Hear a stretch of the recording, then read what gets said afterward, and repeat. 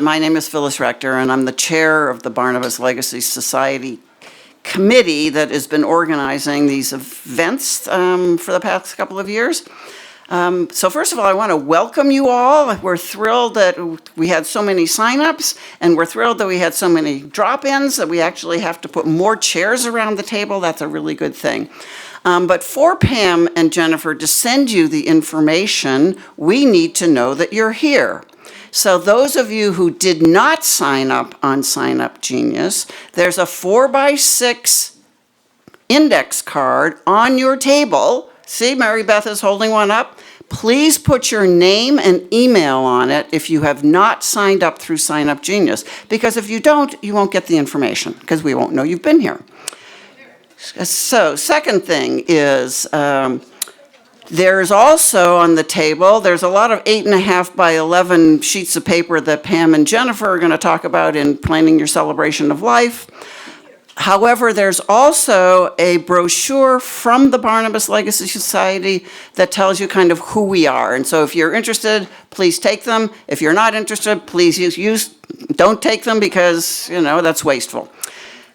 I would like to just say that this is sponsored not just by the Barnabas Legacy Society. All of our events are sponsored by Pastoral Care and the Barnabas Legacy Society, because all of these life issues involve pastoral care. We all care for each other, one for the other, and this is part of our care for ourselves and for our world. So next, the kitchen crew is all hiding, but I would like you to give a big shout out for the kitchen crew. They're awesome. Yay!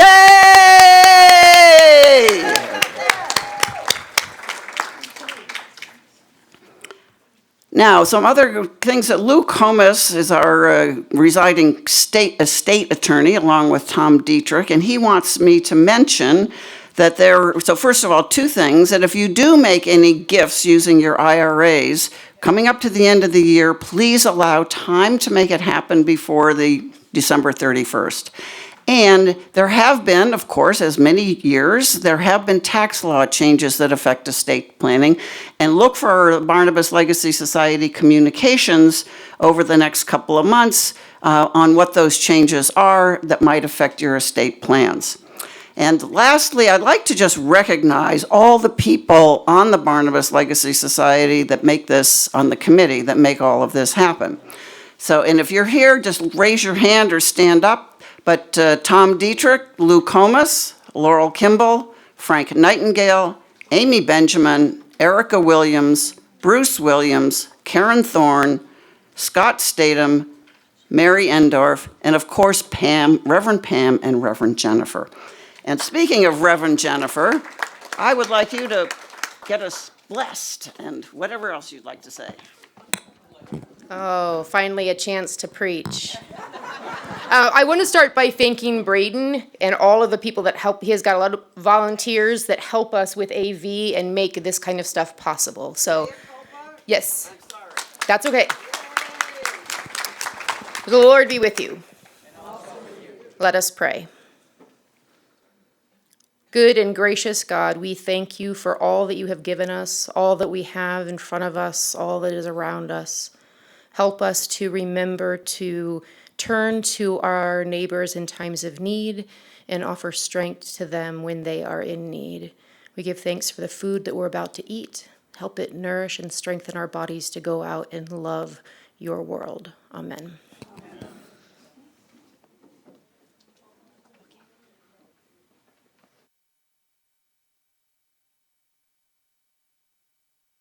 Well, welcome to memorial planning.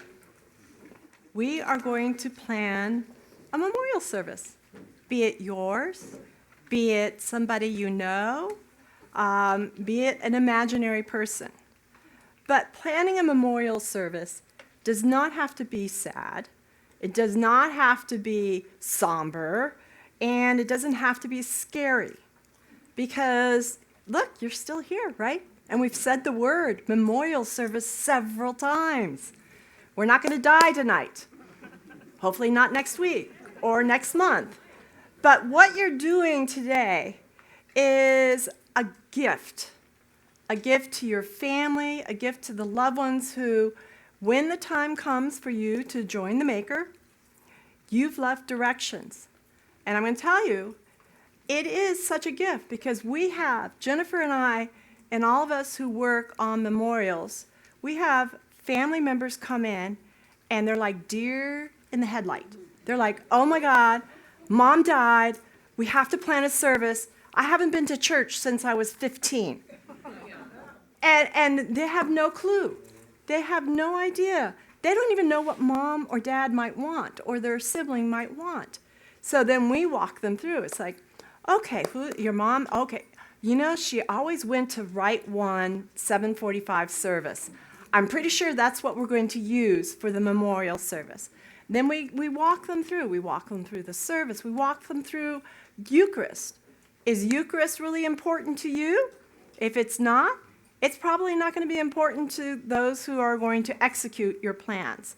But if Eucharist is super important to you, put it in there.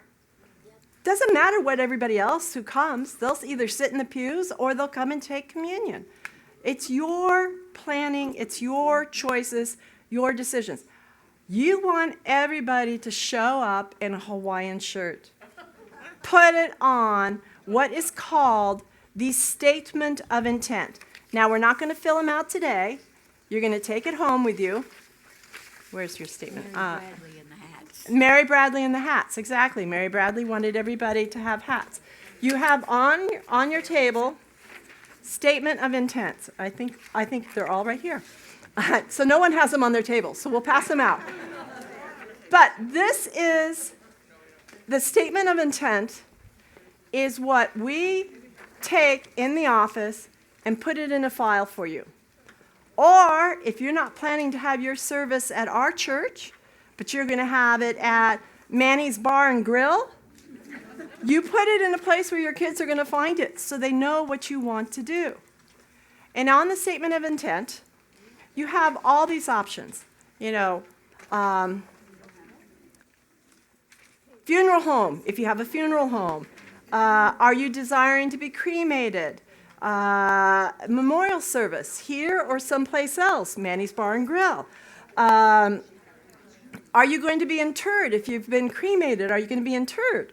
Are you going to be interred in the garden? Do you have a plot? You want to get a plot?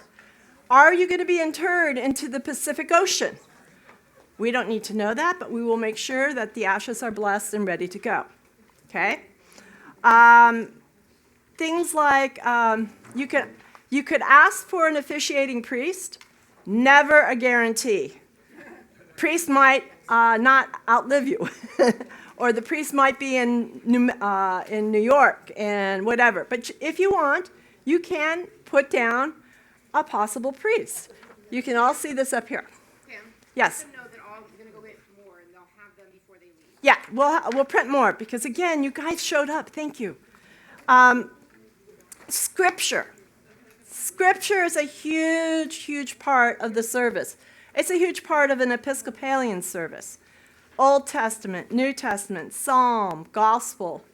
Now, when you plan out your memorial service, you may not want to have all that Scripture. You may just want the Gospel. Or you may have just the New Testament that you want, but it's not listed here. You might have a favorite New Testament reading, and we didn't put it in this piece of paper. Glorious, other.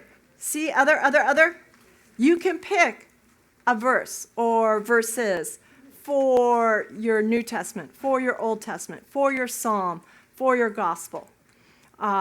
So, again, these are guidelines. It's an intent, it's a guideline. Fortunately, with guidelines, sometimes we can bounce out of the barriers of the guidelines and create something else. And that's the joy of the statement of intent. In the back, it tells you, so second page. In the back, it talks about, do I want family and friends to offer reflections at the service? Think carefully about this. One of my favorite services was a 40-minute remembrance by a lawyer, not to disparage lawyers, but it was a lawyer, who had no notes and just riffed for 40 minutes. And I will tell you, 30 minutes of the riff was about him, not the person we were there. It was, I squirmed after a while. That's how it just got. So, think about it. Do you want somebody to give you remembrance? Again, that person may say no. That's okay. You're gone. It's okay. You can come smite them later. They may tell the truth. They may tell the truth, too. Yes, exactly. And we are going to talk about remembrances and obituaries later on here. Then you have the hymns and, all those things, the music. So I'm not gonna steal his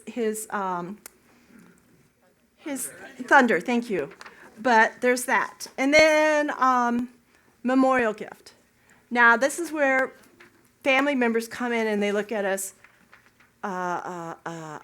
Well, okay, we're going to do Hospice of the Valley because they were fantastic that last 3 weeks. Yes.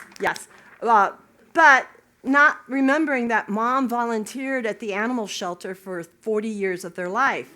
And Mom may have wanted the animal shelter and maybe hospice, but you just, kids don't know these things. So, or family does not know these things. So if you do have somebody because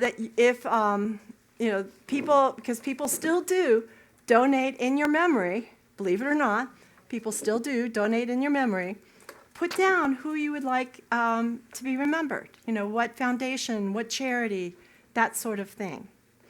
And then the whole reception thing, again, you can say, yes, I want a reception, I want a party, but again, I want it at Manny's Bar and Grill because that's where we're going to really get down and have some fun, right?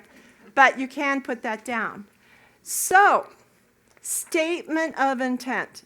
I just ran through that in, 5-6 minutes. You're going to take a little bit more time. One, you're going to want to look at the readings.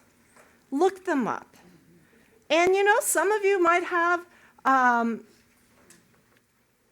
a poem that you want your grandchild to read. You can also put that in here too, okay? I don't want 10 poems, but maybe a poem is okay. So you can do that. Again, there's flexibility. We're not rigid. We really want to help plan the right service for you or your loved one. Or for you young people, take this home to mom and dad and start talking to them. Find out what they want. That kind of thing. So, next slide. Okay, hello. That was pretty good. I almost expected them to start playing Another One Bites the Dust as well. But anyway, when Reverend Pam asked me to start planning or preparing a presentation for this, I started thinking, well, since I've been a church musician, I've probably done about 100 funerals. And two things have happened many times. Usually, as Reverend Pam mentioned, they hadn't done a lot of planning into the funeral, so I'm talking to the family members, and they usually tell me, oh, just pick something pretty, whatever you like. So I've had a lot of time thinking about music that I would put at my own funeral. Well, this is pretty, so let's do that. But it really is a wonderful opportunity for you to share a gift, not only of music, but also, again, sharing your wishes and helping them to be at ease when you're planning something. So I've played for funerals that can range from simple piano accompaniment, a very intimate, magical moment, but it also range to a grand festal Eucharist with orchestra and choir. It really depends on what you want for you. So there's a couple, I'll walk through a couple typical elements, musical elements of a funeral. You have music before the service, music after the service, prelude and a postlude. I think of those 100, maybe 5 have had specific pieces for me. Now, the way that you can start thinking about this is when you're in service, when you're out in the world, if you hear something that's interesting to you, write it down. I'll tell you a quick story of a planning session I had with a parishioner once. And when I met with her, she came into my office, had this manila folder in her hand, plopped it on my desk, opened it up, and what was inside? It was clippings from our bulletin, maybe about 20 clippings. And it had different anthems, it had different hymns, it even had different organ pieces. So it's a wonderful opportunity to start thinking about things, even at, like I said, within our own church service, but if you're out in the world and maybe you're at the symphony, I can play symphonic pieces on the organ. There's tons of organ transcriptions of that sort of thing. So that's one way to think about music that you'd like. I know Reverend Pam also provided you with a list of hymns. Now, as far as hymns go, maybe some of you come from very musical families where you have a chorus, whenever you have a family get together. Maybe you can't, tune a fish from a bucket. But the thing about hymns are that you don't have to necessarily have it as a congregational hymn as well. If you love a particular hymn, you can have it done as a solo. We have wonderful soloists here at the church that would be more than happy to provide that offering. You could have it as a instrumental arrangement. We've had times where we brought in maybe a string quartet even. There are lots of different options, and I'm not here to tell you what you should have at your funeral. I want to help empower you to think about what speaks to you and how I can help you pick that music and plan that music. So we talked about instrumental pieces, we talked about hymns. Those are really the big components to it. But another aspect is a musical meditation, and that goes to choir anthems or a lovely piece. Oh, I heard the Ave Maria on the radio, or I was at the symphony. I heard this wonderful piano sonata. We can make that happen.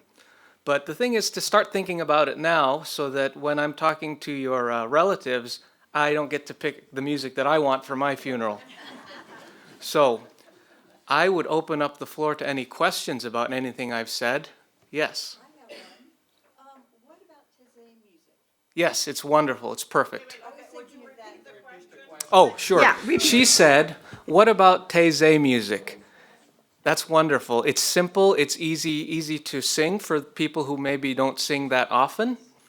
Actually, that brought up another point. Another good reason for you to plan ahead of time is I can't tell you how many times I'm meeting with people, and let's just say they suggested liturgically suspect music for a funeral. Let's leave that for Manny's Bar and Grill. Yeah, great question. Any other questions? Yes. Hi there. Is it possible to bring in a soloist from outside? Is it possible to bring a soloist from the outside? Absolutely, and that's happened many times. I would also encourage you, I'm always available. Shoot me an email, give me a phone call. I'm happy to chat with you about planning these specific elements as well. Are there other general questions? Another general question. Yes. And that is if you can just, or if one could just indicate the genre of music, in other words, pop or religious or secular, or, and then kind of talk to you about it at that time. Yes, so the question was about the genre of music. Is that, so within the, we are a liturgical church, so generally speaking, for the service itself, we tend to err towards pieces of a religious nature. So that doesn't necessarily mean it has to be, only hymnals, only choir pieces. But it can't, it wouldn't be, I don't know. I've had a couple... Yeah, Staying Alive, or I've had a couple times where people have requested like Beatles pieces. They're wonderful pieces, and I love the Beatles too. But again, save it for Manny's Bar and Grill. Or the reception. Or the reception, yeah. Yeah, and again, part of that is the discussion between, whoever's officiating the service as well as the dialogue with the music director. Also composers, can you request composers and then? Yes, absolutely. Yeah, Repeat the question. Oh, so the question was, can you request a composer, but maybe you don't necessarily have a specific piece? Is that what you're saying? I really love Mozart. Do you have some pieces that you could suggest? Absolutely. And again, that's part of the discussion and planning beforehand. Michael, is there not a small contemporary hymnal that we take some songs like Lift Up, Lift every voice and sing. Lift Every Voice and Yeah. Sing, and A little bit more contemporary? Yes, so the question was about contemporary pieces. We have had some funerals where it's even more of the Christian rock type pieces. Obviously, we're not going to have an amp in the sanctuary, but it's been done on a piano. A lot of that music lends itself very well to the piano, more modern Christian music, or a guitar. So some of those pieces, again, it's about discussing and having that conversation with us. But we would love to have that discussion with you.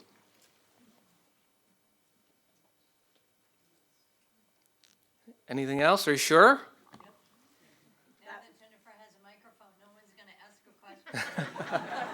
All right, again, feel free to reach out to me anytime. You know where to find me on Sunday morning. Yes, question. On average,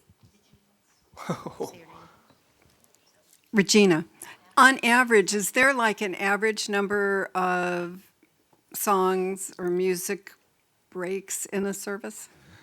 You know, it's really as many as you want. It's your funeral. But you know, it depends. How long do you want your guests to be in there? Do you want them sitting there for 2 hours? It depends. We've had a couple funerals where music was a very important part of the person's life, and so it was almost like a mini concert. So that is an option too, where we've had maybe 6, 7, 8 choir anthems interspersed within readings. With a choir. Okay. With choir, yes. I'm just going to say something. I had experienced 3 years ago when my late husband, Ronald Bell, passed away. Me and my son, Yosi, went to see him. Michael, yeah. Michael mom's from Indonesia like me. So anyway, Michael was a big help because we have some song that me and my late husband would like to play.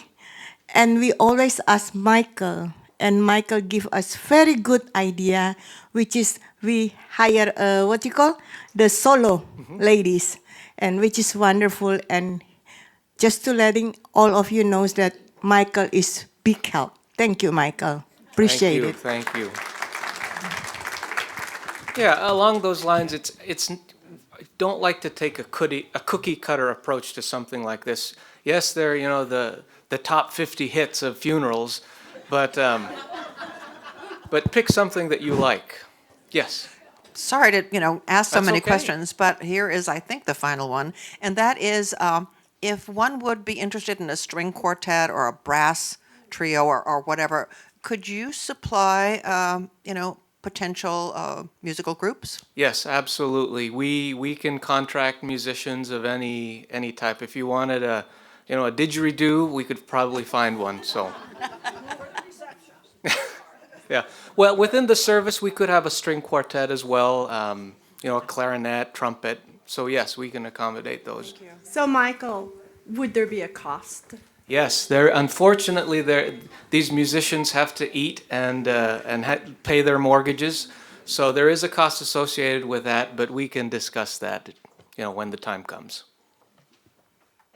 Especially since it'll be like 10, 15 years from now, and who knows what what it would cost to have a musician at our service, right? Right. Any other questions? Yes, Ann.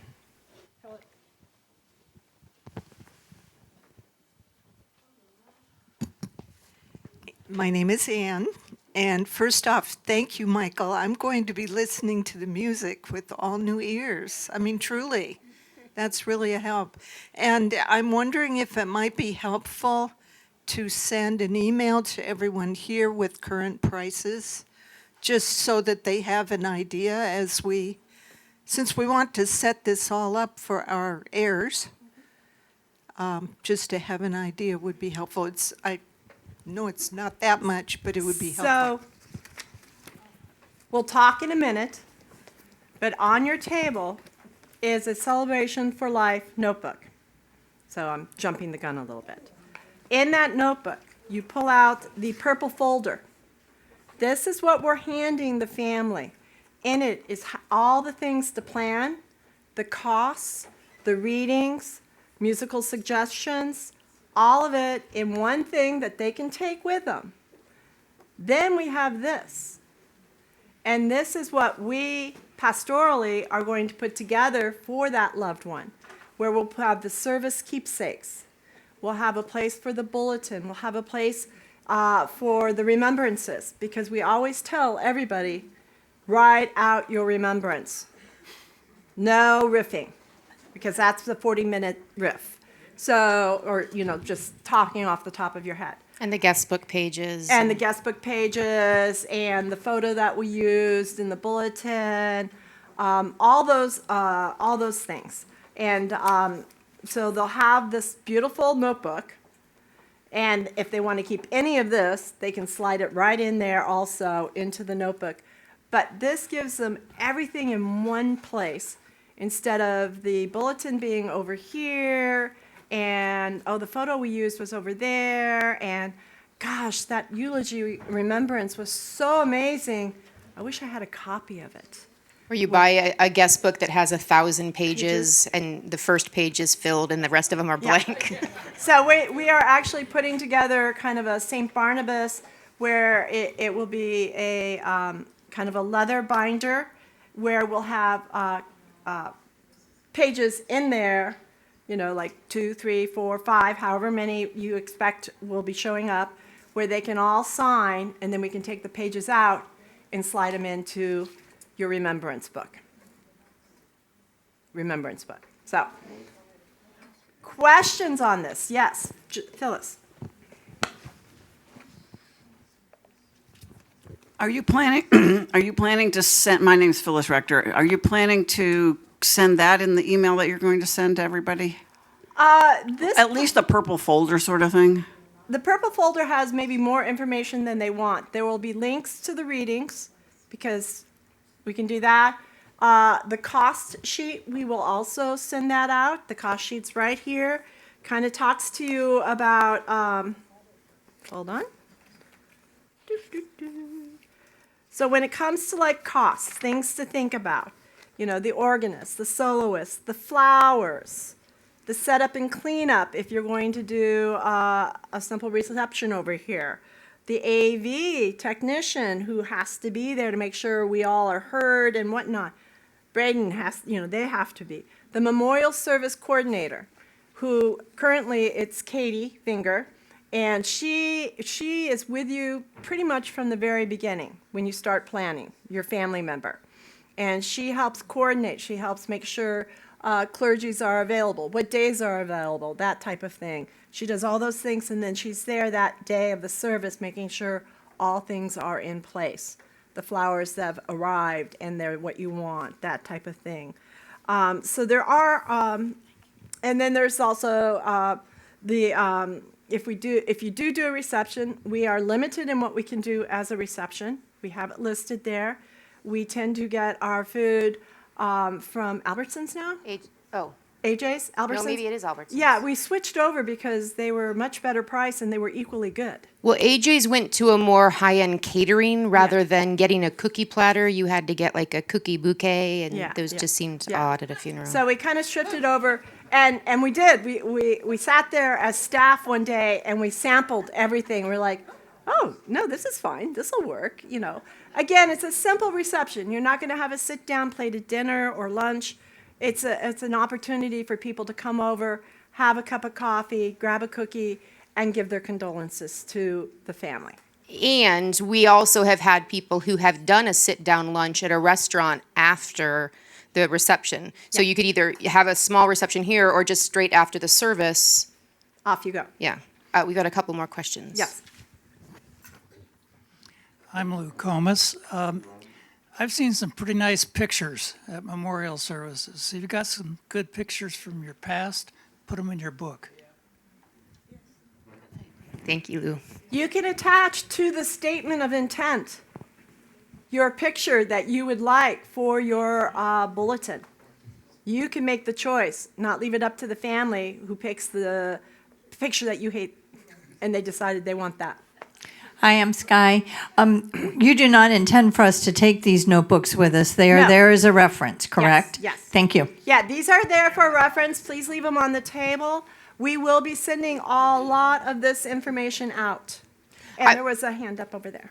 While I'm walking over there, I'll say that the first thing to do is call the church and find out if we're available, because even if you were the founding member of St. Barnabas, we can't have your funeral the day that we're having diocesan convention. So we have to be able to get it on the calendar. So that's the first kind of thing that we need to do.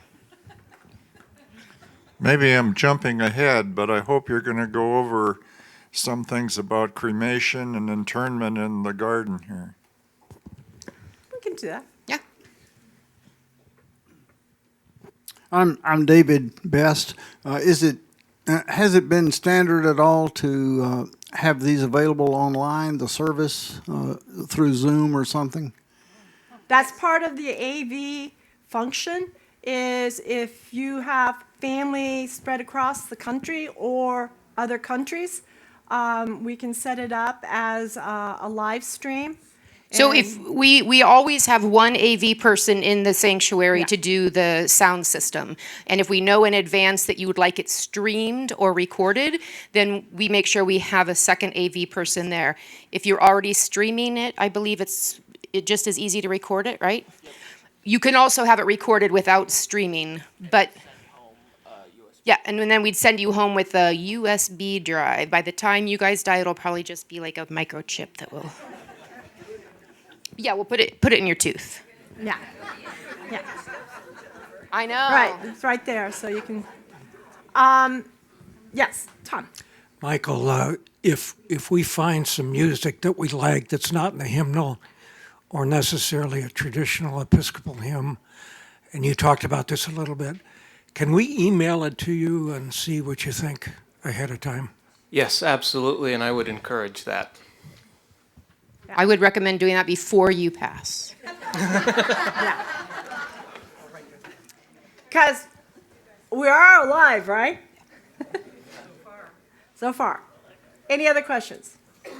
All right, cremation and interment. So again, Katie Vinger is our keeper of the memorial garden. And cremation is up to you. Cremation is whoever you make arrangements with. The Neptune Society is one of those places where you can do that today, or you did it 20 years ago, and wherever you're living, there's a Neptune Society who's going to come and take your body and have it cremated and deliver the ashes to your loved ones. Our mortuaries all around here all do that. And that's included on your statement of intention, Right. if you want cremation or burial. Yeah.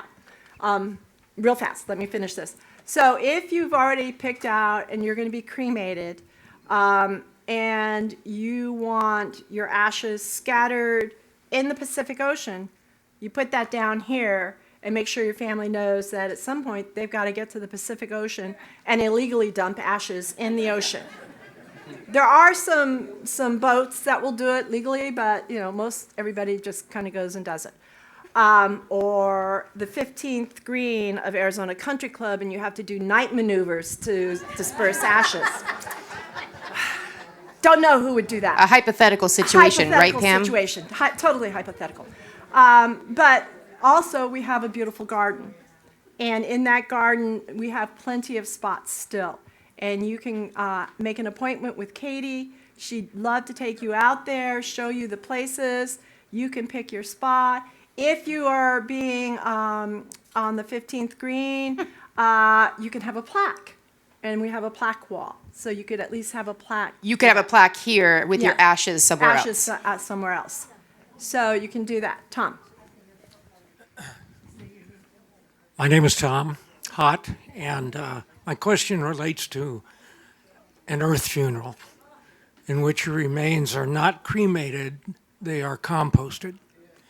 And the result is soil that goes into an urn just like a cremation urn. And is there any objection from the church to doing that? So our beloved Mary Bradley found this. There is a company that does do this.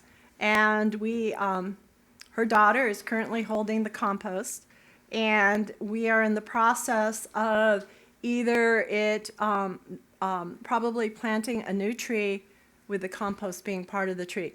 We're also in kind of a little bit of flux with our landscaping and stuff, which is why it has not happened quite yet. But this is something that is being looked at. It was agreed upon, and not sure how we're going to go forth. We need to make some policy about this on how it's going to go forth. But yes, you can be cremated or you can be composted. And either one is accepted in the garden in an urn. And some people will donate their body to medical science, and then when they have finished doing what they're going to do, then they usually cremate the rest, and then the remains can be interred or unearthed wherever you'd like.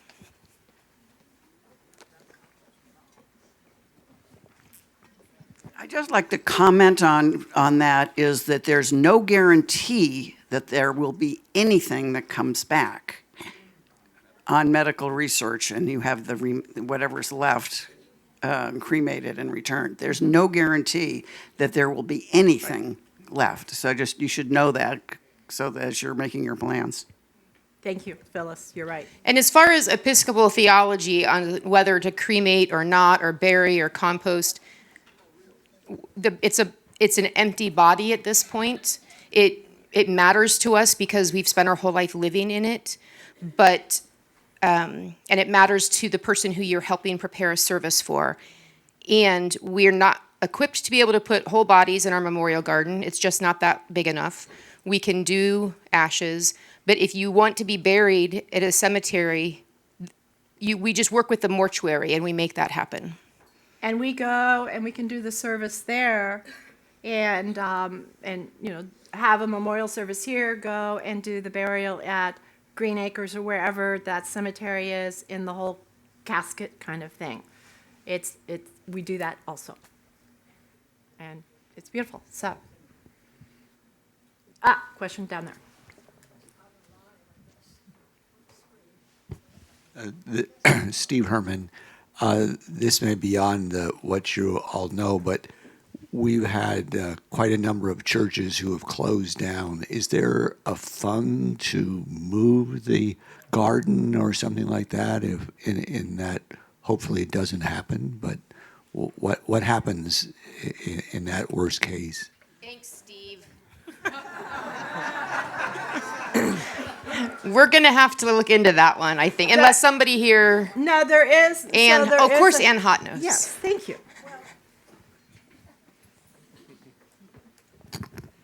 Ann Hott, again, I don't know the answer to that, but I do know, I worked here.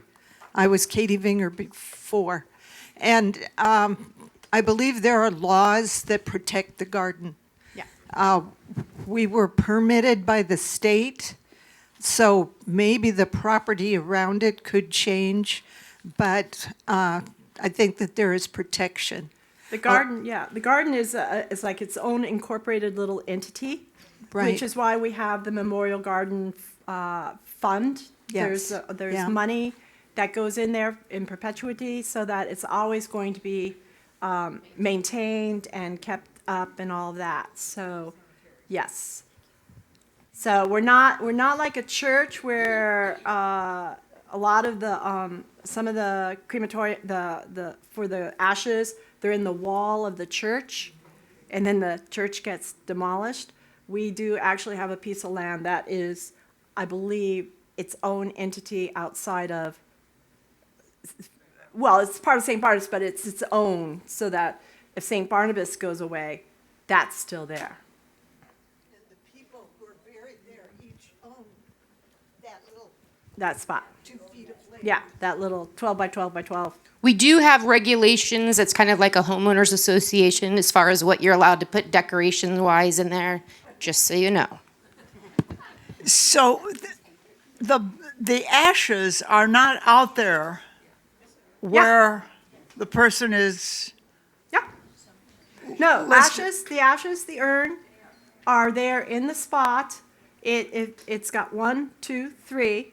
So top is right close there, then the next one, then the next one. So My husband's ashes are out there. They are out there. Unless I you didn't moved them understand that. elsewhere, unless you took some and spread them elsewhere. I was going to put mine out there too, but I was just wondering. Nope, you can be right there, Okay. right there. But you should talk to Katie to see what plots are available. So if you have a loved one that's already in the garden and you would like to be close to them, call Katie today. Yeah. Tomorrow. You can call her today, just leave a voicemail. Okay. Never put Are we off till good there? tomorrow. All right, Michael, any more questions for Michael? Because Michael's going to take off. This is your last chance for Michael. So, yes. Oh, thank you. Okay, you can go. You can pick your stuff. Thank you, Michael. Braden, next slide. Okay. Hello. One of the hardest parts that we work with families on are your remembrances and your obituary. Hello. You know, nobody wants to talk about it. And so then I die, and now it's up to my kids to do the remembrance, and they're starting to tell really stupid stories that I really could care less about. I'm dead, yes, but boy, are they going to feel my wrath. But again, another gift you can give your family is, you know, this is what I hope my legacy is. I hope my legacy is that I was a compassionate person. I helped my community. I loved to cook in a kitchen and feed the masses. You know, the things that are important about me that I want my legacy to go on. That's what I want to hear. That's what you want people to hear. You don't want to hear about the time that, you know, I ran into the tree that was behind the car and destroyed the car and all that, you know, ha ha ha. No, I want you to hear the fun, the good stuff. So, and the obituary. Here's something about obituaries. If you do an obituary in the Arizona Republic, which I just read is going to close down their prints, so I'm not sure how this is going to work anymore, but they would charge you a certain amount of money. So if you had your picture and a decent couple paragraphs or whatever, you're looking at anywhere from $300 to $500 each time it ran. So if you ran it Wednesday and Sunday, the two primary times, you're talking maybe close to almost $1,000. What you can do, and this is the joy of the digital age, is you can do a small obituary telling about, you know, here's where the memorial service, you know, here's your name, I died, and here's where the memorial service is. Please go check Messenger, Mortuary online, and they will have the legacy. And legacy is where you can put the really good obituary. And you don't have to pay anything because that's all part of the mortuary and your cremation or your burial and all of that. So really, when you start thinking about it, create a beautiful obituary. Tell your family, I don't need to be in the newspaper, the whole thing, but a little bit, and then direct it to the legacy. So that's something that has really just happened in the last couple of years to note. David Best again. How many of you have recognized that in the Republic, the obituaries are in the back of the sports section? It gets smaller and smaller. I don't know, Mary, I really was hoping that the next person would be across the room from David, but I guess that's okay. I'm Mary Endorf. I lost my sister, my only sibling, at Christmas, and they had prepared quite well, but they hadn't. She hadn't asked who she wanted to do her remembrances, and so I had like 4 days to get from here to Minneapolis to write something about my sister and deal with everything else. So I think I would just suggest, if you really know who you want to give a remembrance, let them know. Right. Can I say something about that too? Yeah. For those of us who are attending funerals of our loved ones, you may feel pressured to be one of the people giving the remembrances. Say it's your spouse or your parent or child, and it may be too much for you to do. You do not need to give a remembrance if that's going to be too much for you. Or even if you don't speak in public, you're not going to do it while you're sobbing. Even if your loved one has put on the paper, I want you to do it, now your loved one is in a place where they will understand and forgive you. Maybe. Oh my God. No, I'm teasing. I'm teasing. Anyway, I'm just saying, don't feel like you have to give a remembrance because you're the closest person, living person to the one who has died. You are free to sit and experience the service and let other people do some of the hard work. When you're writing your own obit, read a couple in the paper first. It's there's some pretty bad ones in there. Yeah, it's good entertainment. An option would also be to write it and let somebody else read it. Yes. Regina. So smart. I know, I'm working a sweat. Regina, it's going to be printed in Vegas and it's going to be here in time. Just so you know, one of my art professors passed and I read his obituary and I'm like, what is off? And I talked to some artist friends of mine and they said, they let AI write it. Yeah. If you give them the basics, there used to be obituary writers and that's where writers started out. But just know that unless you do it, AI might. So on the table, and if you don't have it, I have a bunch here. There is simple steps to consider when writing an obituary. We can go to the next slide. What do I want celebrated? What do I want people to remember? What is my legacy? Next slide. This is 2 opportunities to help the people left behind. It's your obituary and it's your remembrance. Who needs some? You need some? Got that? You want to pass out? There's more than one. Yeah. So, simple steps to consider writing your obituary, and I gave you on the back a place to write, is, gather the key information. Where were you born? When were you born? Who do you want listed? Okay, so I have an estranged brother that I haven't spoken to in 30 years. Do I really want him listed in there? It was not a good place. And so maybe I don't want my estranged brother, but I might have his wife, who I love, I'll have her written. But this is your opportunity to let people know who you want. Yeah, because maybe you want your estranged brother, but your kids wouldn't have guessed that. Guessed that and would have left him off. So, those kinds of things. So who do you want listed? Do you want to, list mom and dad, and they're already passed, and then it's you and your wife or your husband, and then your kids and grandkids and brothers and sisters, or do you care? And it's just about you. That's okay too. So it's your choice, but think about that. That's going to take your first couple of lines right there. Then you're going to, craft your heartfelt introduction. All right?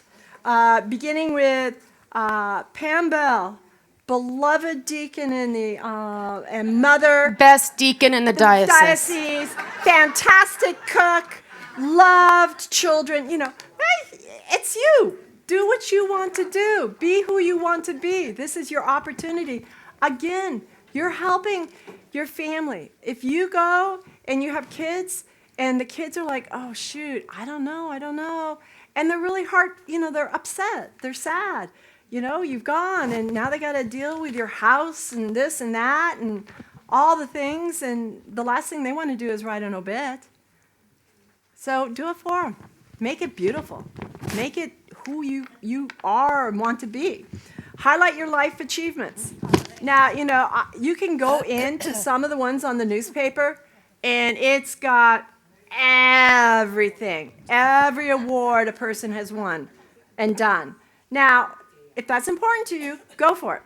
But maybe you just want a couple great things. And that's the beauty of the online one, is that you Yes. can put your whole CV on there. Yes.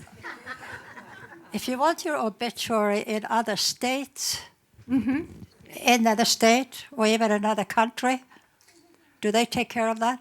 Well, again, Legacy, if you go into Legacy, which is the online obituary that most of the funeral homes use, you can actually enter in a name and the state. You can also do Google search. And so I know that maybe my sister Holly died, and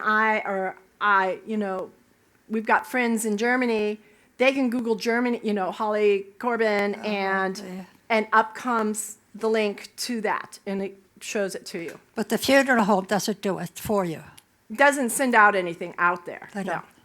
But it's listed, it's on the internet, and once it's on the internet, it's there. You just have to But put that's your a name good in. point. In addition to the pre-planning that you're doing yourself and the pre-planning that you're doing with us, if you're going to use a mortuary, you can pre-plan with them, and they will be able to tell you if they're able to get an obituary printed in Sweden, or if you need to get somebody else to do that. And also, those of us that are able, a really nice gift is to be able to have those things prepaid. So, and also, if you do it now and the price goes up, you still got the Got it. deal. The other thing in talking about this, my kids live in different states. They don't know who my friends are. They don't know who I see on a regular basis. They don't know who to make a phone call and say, hey, mom died. She would want you to know this. Have a list of those people and phone numbers and hand it off to your kids. Instead of the kids having to flum through phone books and whatnot, and you find out a year later that you missed cousin Billy Bob, who didn't get contacted and is just heartbroken because they always talked once a month, and you have no idea. So, funny. My experience with my late husband 3 years ago, when he passed away, we put in Arizona Republic. So some of his friends, he went to all over the world for his life. His parents was in the Air Force, and he lived in Korea, in Japan, in Alaska, and some other country. Some of his friends was looking for him. But when you are online, you Google it, you Google Ronald Bell, it shows in the obituary. So I think that will help to everyone. Online Google. Susan, then Ellen, or then, yeah. I was counseled by the. I was counseled by the funeral home when my husband passed away about putting an obituary in the paper, and their counsel to me was the question was asked, "Are you going to be living alone?" And I said yes, and they said, "If you are a widow living alone, we do not recommend that you publish an obituary." With all the things that happen as far as scammers are concerned. Yeah, that is part of our society right now. So, you have to be cautious. Hi, I'm Susan. What happens, or does it ever happen that you prepay for a mortuary service and stuff, and the mortuary goes out of business? What happens in those circumstances, if you know? I don't. I have not come across that. So Are there lawyers who would be able to? Yeah. Do you have an answer over there for this? Tom, do you have an answer? Yes. Okay, I'll be right back.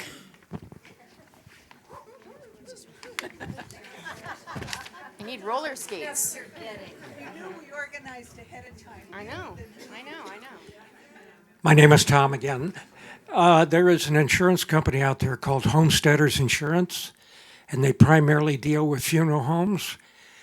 And it's possible to get your remains insured so that if anything happens to the mortuary, your remains can be held intact and moved somewhere else? So it sounds like it's a question when you go in to talk to a mortuary, what insurance do you have that you will still be here 20 years from now or 50 years from now? I know it's not a question that they asked in New England with all those little old cemeteries, but there's a whole lot of them still sitting there, so I think there is some protection out there. Now, the prepaying part, I'm not sure, so. Well, the point is, I think that if you are making an arrangement, that question needs to be given to whoever you're working with. Right. Because there are arrangements where there are insurance policies, so that if they go out of business, the money becomes available. Right. I just wanted to say one other thing. A lot of the questions that we're talking about, if you're quirky, there's a company that has started this thing that you can buy called Knockbox, and it's next of kin box, and it's just file folders, but you get that and you put in all of these things. You organize all the information that it's called the next of kin, and it's there for whoever comes in to just open it up and, oh, that's where I find the password to their password manager. Oh, those are the utilities that should be. Those are the credit cards. This is the obituary. It's really a great organizing tool. And again, I cannot make it more imperative. We are all going to live another 20 years. Unfortunately, I will probably be gone next week because I drive crazy. So I need to have these things in place. We need to have these things in place. They're not morbid. They're helping our family. They're helping our kids. And we know what they want, what we're letting them know what we would like. Now, will they follow all those things? Well, you're dead. And they're not. So hopefully they will, and hopefully you gave them guidance. This last piece of paper, because I know we're almost out of town, so it's how to do the obit, and then there's how to write a remembrance. Okay, and this is something that is in the folder that we give to the family who as they're preparing the memorial service. Think about a normal sermon. 12 to 15 minutes, in that range. Or Jim Clark. 30 minutes. Okay? We love him. Yeah. So think about funerals or memorial services, celebrations of life that you've been to, and what are the remembrances that made an impression on you? Normally, it is a person, and it's a quality of that person, a cute anecdote about that quality that the person shares, that they experienced, and then they wrap it up with, this was a special Grammy or a special whatever. You remember those. Our attention span says, I can focus on that for 5 minutes, no problem. You go beyond 5 minutes, now you're stretching into the realm of, well, I've got to go shopping after this and get the, they click out. They click out. So when you're writing remembrance, think about how to encapsulate that person in, as quality, and with that quality, have an antidote, have something that shows that quality, and then wrap it up. It's a beautiful way to do it. Remembrances are your opportunity to honor the person who's gone. So do it right. Do it so that everybody remembers this person. And we've given you a page that you can use to be putting down what you want in your own remembrance. But this can also be done as a joint activity. Mm-hmm. So if you and your spouse are both still living, you can sit down and talk with each other about, if I'm writing a remembrance for you, this is what I'd like to share. What do you think? Yeah. Or ask your parents, what would you like in your remembrance? So you don't have to write your own remembrance, but you could have somebody, it sounds morbid, I know, but it's also a way of talking about your life. It's a dialogue starter. And the more we talk about the reality of life, the less afraid we are of it, because the things that you can't talk about are scary. So talk about it. It's okay to say, I'm going to start writing your memorial, so you better be nice. Yeah. And, oh, if you don't want that story about such and such, but you would rather have this, okay. This is what I want for Christmas. But I will tell you, some of my best conversations with my father in his last couple of years were conversations like this. What did he want to be remembered? What was his legacy? How could we share that with the people, family and all of that? And the stories that started coming out, and then I realized, oh, wait a second, he has this group of guys that he had been doing lunch once a month in Glendale. Well, I got the few remaining people of that group to come and have lunch at our house. He was blind at this point. And it turned out that one of those gentlemen that he had gone to high school with was my 7th grade algebra teacher. I was like, oh my God, and I didn't know that when I was in school. At that point, my dad was working all the time. He didn't know who all my teachers were and stuff. And here he was. And, it was because of that opportunity of sitting down and starting to talk about these things. They don't have to be morbid. They can be beautiful. They can be enlightening. And again, we as a culture look at death in a very frightful, scary way, when it doesn't have to be. It is, hey, there's two things. We're born and we're going to die. So embrace the dying part and make it joyous. Make it, make it easy for your family. Make it joyous for your family. All those things.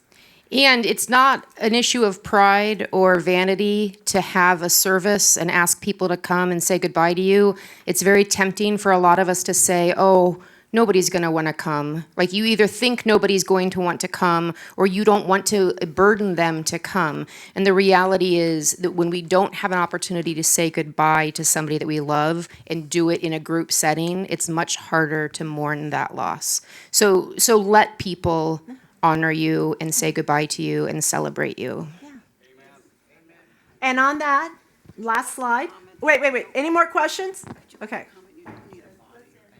Hold on. Yes, thank you, Phyllis. You don't actually need the body or the ashes present. Right. So we've done services where we're having a celebration of life.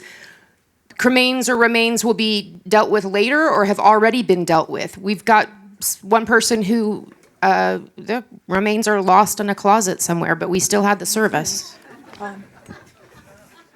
Over there.